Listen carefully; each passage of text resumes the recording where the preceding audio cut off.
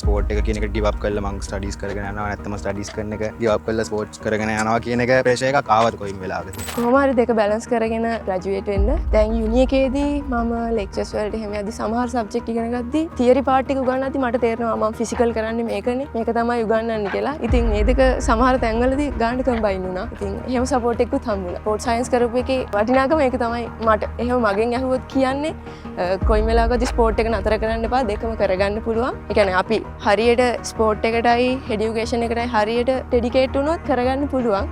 Uni select වුණ අයත් අහනවා කොහොමද ඇතුළට ගිහින් කරගන්න පුළුවන් වේද? මම කොයින් වෙලාවකවත් ඒ කෙනෙක්ට බෑ කියන්නේ නැහැ. මොකද ඒ කියන්නේ ස්පෝර්ට් එක අපිට ජීවිතේ ඉවර වෙනකල් කරන්න බෑනේ. දවසක එඩියුකේෂන් ඕන වෙනවා අනිවාර්යෙන්. මම කියන්නේ යාළුවෝ හැම වෙලේම කරගන්න පුළුවන්. නවත්තන්න එපා කියලා. දෙකම